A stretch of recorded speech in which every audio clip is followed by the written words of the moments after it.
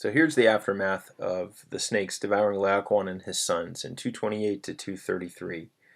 Then truly a new fear winds its way through their chests having trembled, their trembling chests of them all, the trembling chests of them all, dative of possession here.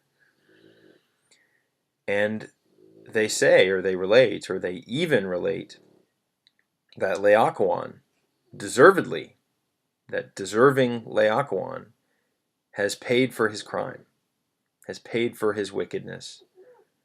Laocoon, who harmed, wounded that sacred wood, that sacred oak, with his spear point, or with his spear, and hurled that wicked hasta, that wicked spear, at the back of the horse.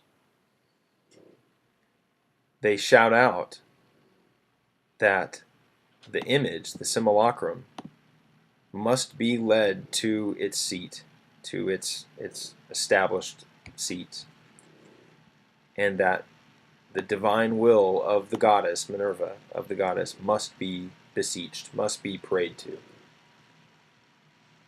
So a couple things here grammatically that that probably deserve some explanation. First, we have some great, some more sinuous serpentine word order, pun intended, right? Nos pavor, and then the tremifacta per pectora there with our dative of possession, going with the pectora. All the entire crowd of Trojans, all of their hearts, all of their chests. We have an indirect statement here with ferunt, ferunt being they relate, they say. So they say that Laocoon, described as merentem here, deserving his punishment, has paid for his wickedness. Here's the perfect active infinitive in that indirect statement.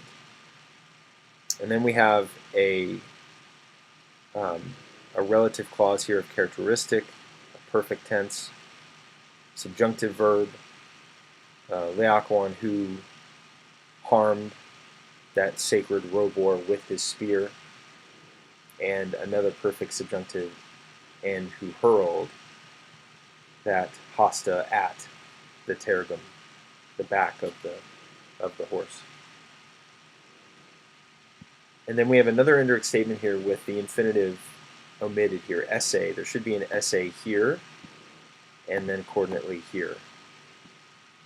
So they shout out that the simulacrum and then ducendum, the gerundive with esse, creates that passive periphrastic construction denoting obligation or necessity. So the simulacrum must be led to its seat. They've, I suppose, prepared a place for it in the city for the horse to be situated.